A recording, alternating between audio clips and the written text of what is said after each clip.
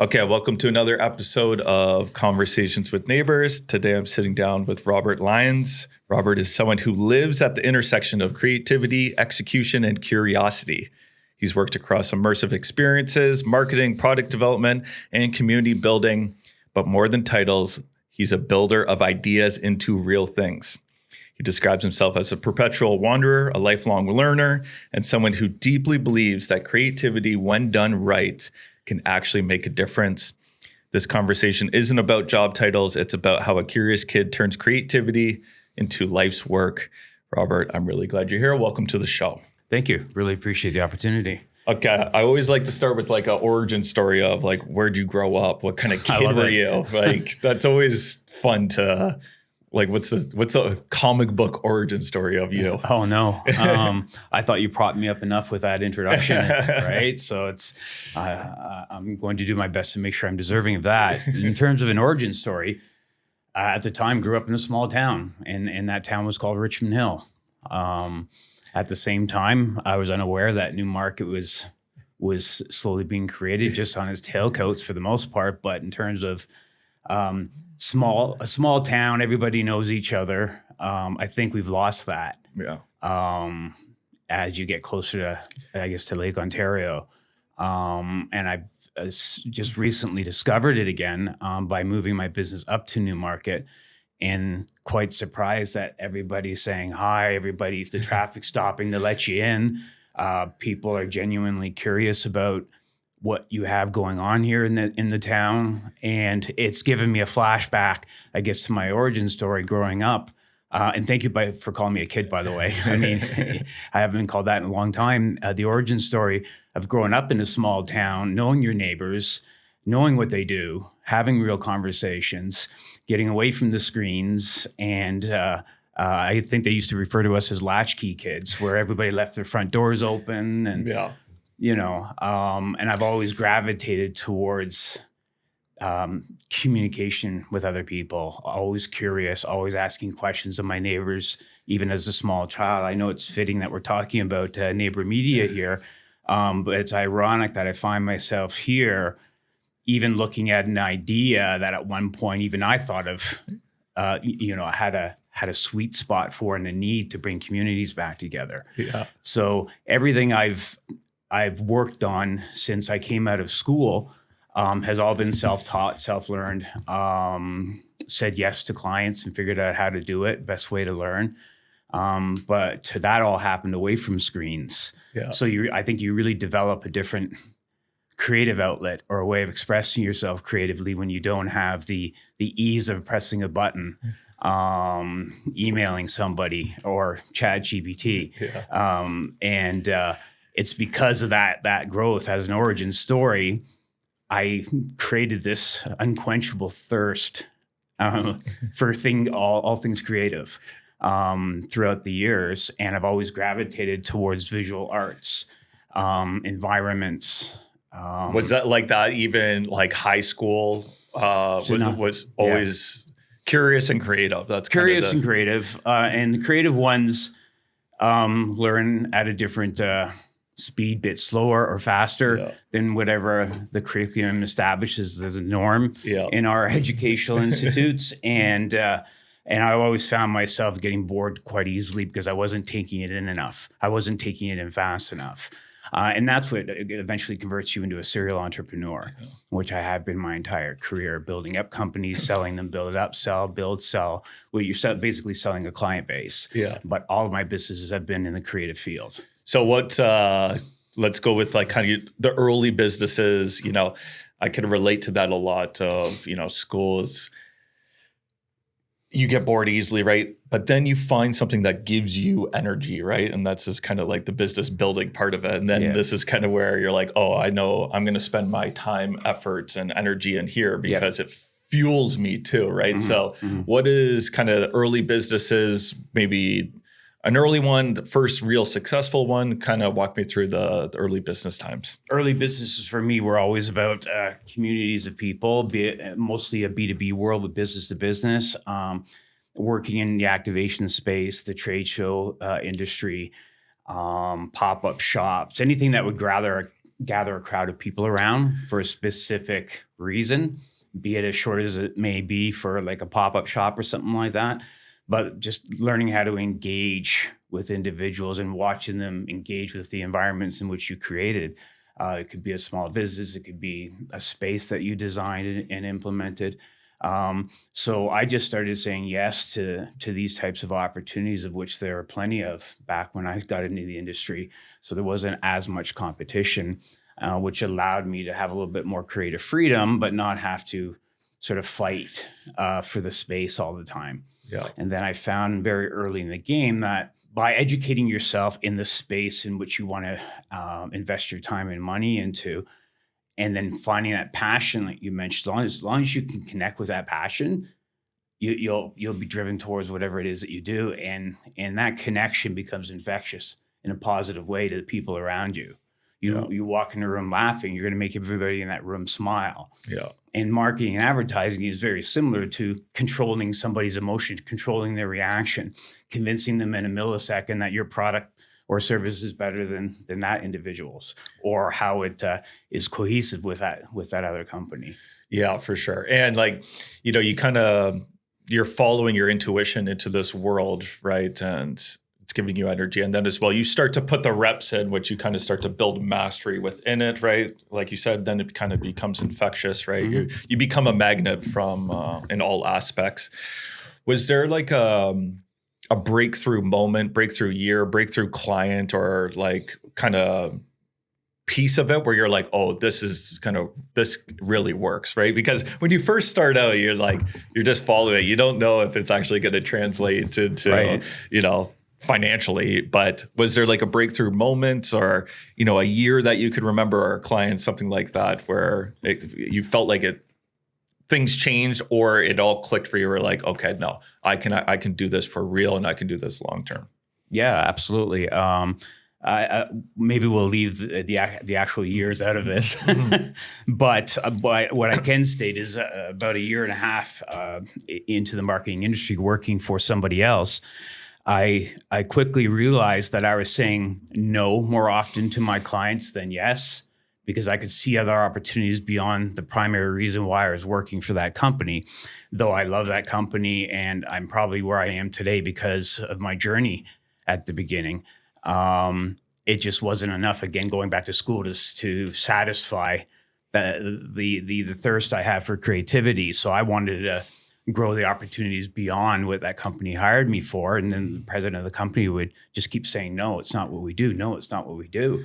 So what I'm doing essentially is bouncing my clients off to somewhere else and just basically telling them, we don't do, say, the creative, we don't do the programming. Your agency will have to do that, or you'll have to do that.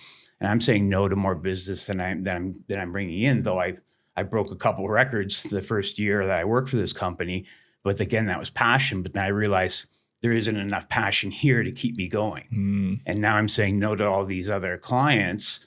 There's obviously a need. Everyone's asking me for assistance. Yeah. And that's when it kind of clicked. And I said, if I can't do it here, I can't go to anywhere else to a competitor or something, because they all offer the same sort of thing. And at the time it was trade show displays, fabric back walls and graphics and stuff like that. And the only way that I know how to do what I do is go out and do it on my own. And I decided, like, that day when I talked to the president one more time, can we offer this? I'll do it for next to nothing. You can get a 2.25 markup on it and resell it again. It's the kind of margins you want to see. We don't do that. So that's kind of where you're like, I'm going to productize myself. Yeah. Right. Like, and that's a special thing, because then it gives you permission to be like, okay, you know who you are, what you do, and kind of what you bring to the table too. Yeah. So again, productize yourself, and then you can go out and kind of build these relationships. And, as I looked at like your LinkedIn, all the difference from like Box Media Group to Select Inventory to House Media, I guess that's where this kind of journey starts to come, where you're like, I am the asset. I'm going to go to all these different entities and kind of integrate yourself into it, right? Yeah, yeah. So is that where like that kind of run begins? Well, yeah, absolutely it does. And when you see opportunities sometimes that fall outside of your primary wheelhouse, like some of the companies that you mentioned there, I'll still do a market evaluation on it. Is there an opportunity? Because you can still create something, put the right people in place and still run that company and just check in once in a while. Many of the companies that you just mentioned are active. They're still going. I like to hide in the background. You'll never see like owner or president or anything like that on my cards. I don't need, that's not why I'm doing what I'm doing. Mm-hmm. It's the passion and reaction for people. So these are all companies that are still active. They're still running. I have other people running them. Yeah. And there are a couple scenarios where I created a competition to myself, but one became a trade only, one became an end client type offering. So I have to keep doing that. Yeah. That's the serial entrepreneur. And once you catch that bug, but the thing is that you're modeling it around your own internal process so that when you bring people on board, they're the next best thing, if not better, because there are more passionate people out there than I am. I've got a ton of stuff on my mind at any given time where they're less. Yeah. They could be focused on like the XYZ, right? And really kind of.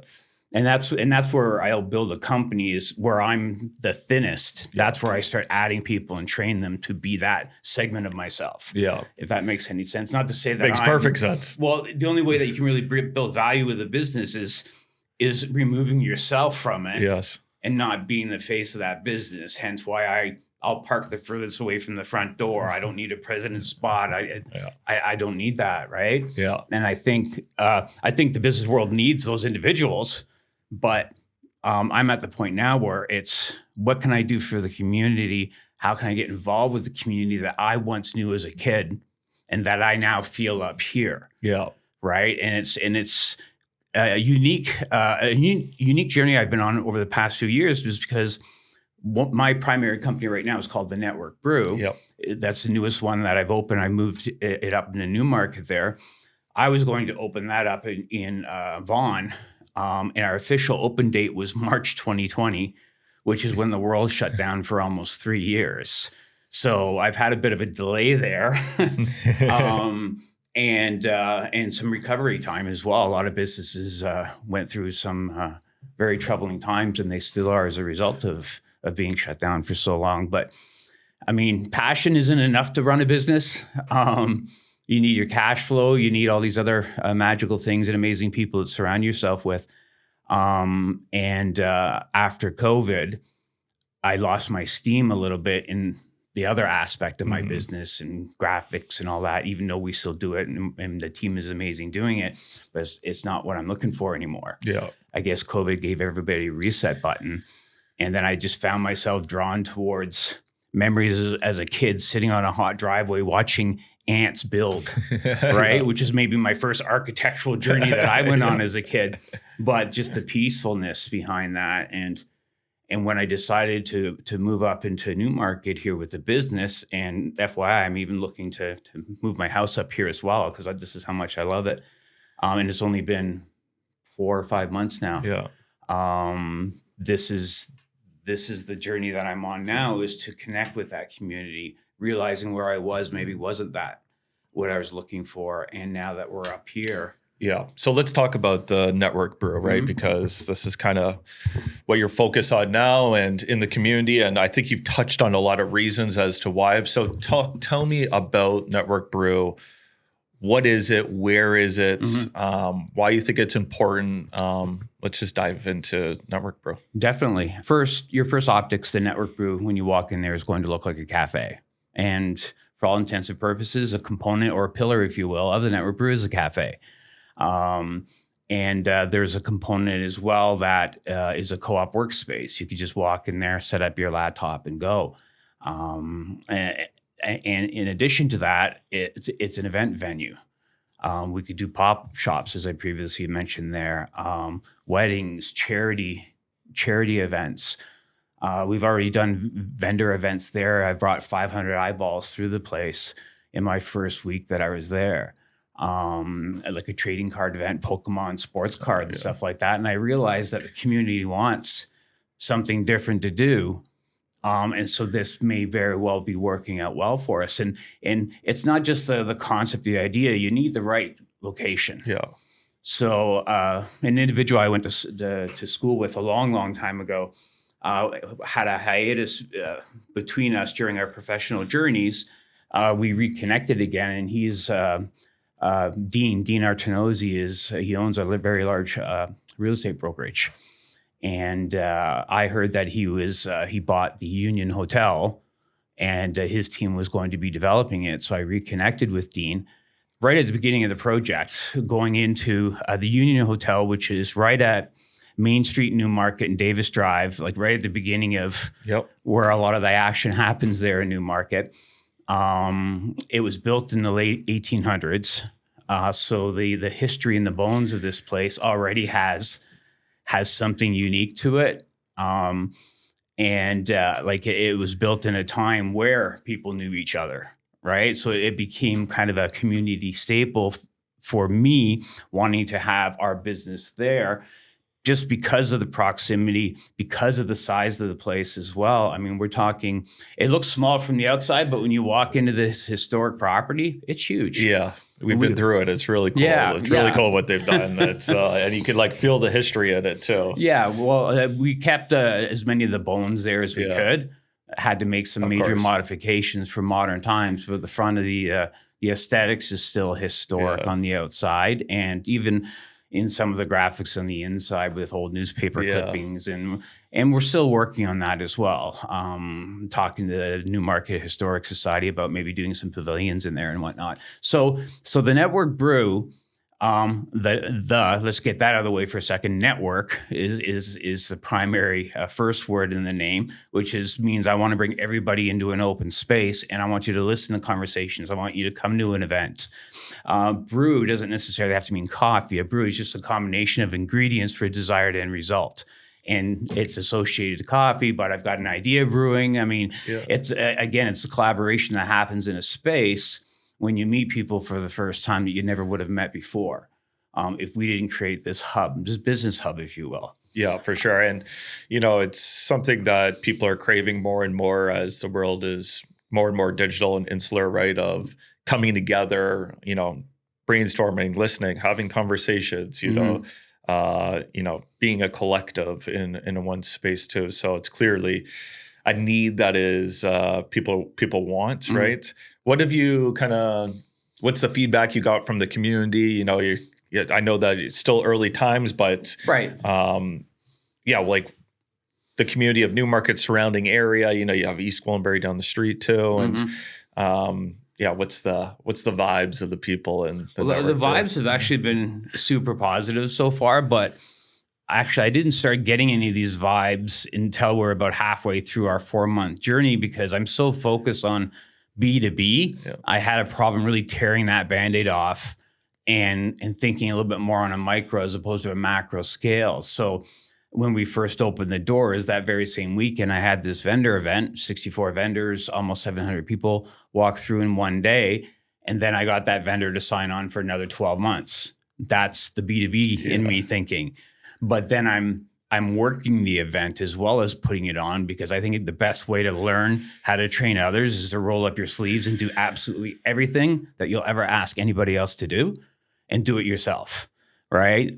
It makes you a great substitute if somebody doesn't come into work, or you're a little bit busier than you normally thought you would be. So then I booked another corporate event. It had 90 people in. Then we had 60 people in. I'm thinking too macro. And we also have, by the way, an in-house full-on commercial kitchen as well. So we're catering these events, and here I am getting trapped in why I went up there in the first place isn't for that reason. So I put up a couple banners around the space just to get some more walk-in traffic. And as soon as I did that, all of a sudden the couples are coming in, the single individuals, the small groups of people that are then telling me that they want to have their meetings here now instead of there, and that they love the space. The coffee's great.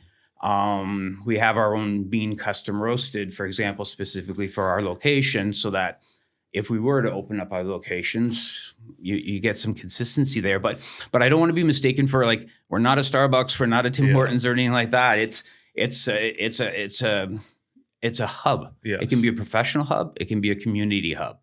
And it's an amazing location for that. I just happen to have the amenities there, such as the kitchen, the cafe, but they're there as bricks in the larger structure which is creating a space that people would want to rent out or come to, work for free. I don't even charge people to walk in there with their laptop and sit down. You don't need a membership or anything like that, right? The eyeballs have value. Yes. Right? Being in the media space, you understand what that means. One person can easily turn into 4, can turn into 16 and 32. Yeah. So I engage absolutely everybody that walks through that place. Even running my other businesses, I'm doing it out of there now because I want to talk to everybody. I want to get their feedback. I want to find out if they're locals, if they're just passing by, what pulled them into the place. And then I'll give them my quick elevator pitch, which I didn't give you just now. It was a little bit longer than that. And they love it. They love the idea. What is the quick elevator pitch? And then where can people go? Obviously, they should come see the space, but where do they find more information? So give me the elevator pitch, and then as well. We've strategically picked a town, a region that would be receptive to the older style of communication, which is gathering in groups, not on Zoom calls, not on Google Meet. We've created a space to make this easily happen. And we're stewards of that space. When you've chosen us, we make sure the experience is meaningful and memorable. And we want you to talk about that space and come back for the specific use of growing your professional or personal network and have fun doing it at the same time. Love it. And where do they go for more information? So thenetworkbrew.com. Yep. The name was unique enough that I was able to grab all the handles, including Instagram, The Network Brew, URL, repeating again, The Network Brew. Facebook is where we're posting most of our upcoming public events. Again, The Network Brew, all one word. Yep. And you'll find us on Facebook as well. Love it. But the best thing to do is just go there and check it out. I couldn't agree with you more. You describe yourself as a perpetual wanderer. I love that. Someone who cares deeply about quality, curiosity, and doing what actually matters. Like, what does creativity mean to you? And then as well to the importance of quality as well. When you're running your own businesses, you're also wearing the sales hat as well, quite often. And there's an old saying, I can give you a quick turnaround, good quality product, or a really good price. Now pick two, kind of thing, right? And there's truth behind that. And so the quality and the turnaround is kind of my strong points. You don't ever have to be the cheapest out there to get a loyal following. As long as you sincerely appreciate that following and give back wherever possible. Opening the space isn't the biggest plan that we have for the Network Brew. Let me explain what I mean by that, because I would typically say this outside of my elevator pitch.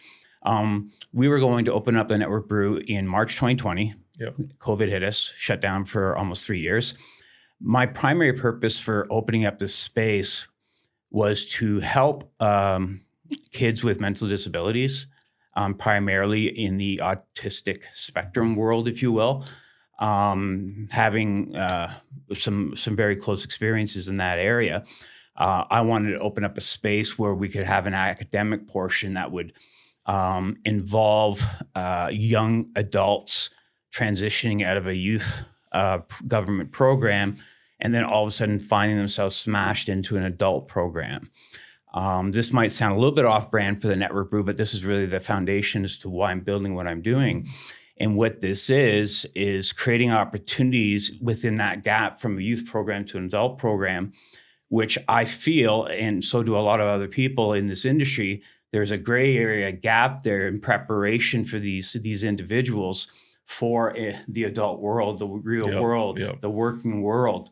So the idea all along was to build the Network Brew, have an academic portion where we could bring in these young adults and help train them as part of our co-op workspace and event space on a larger scale. So we are launching a program at the Network Brew that's fused in with our commercial kitchen. The public school board and Catholic school board, along with a couple of treatment centers in this area as well, are actually on board and supporting us in this. So we're going to be working with kids that may not otherwise have an opportunity. We're actually going to be training them in our commercial kitchen in various capacities, from washing dishes to constructing art on a plate. and everything in between that. So there's going to be a practical component. There's going to be an educational component where some of our educational institutions are going to bring people in to cater to that. And then when these individuals graduate, they're going to be coming up to the network brew floor. They might be a barista. We're coming out with a full meal menu, wraps and soups and some amazing treats that we all make there that these kids will also be able to participate in making. We'll be able to come upstairs and serve our clientele as well in the cafe component.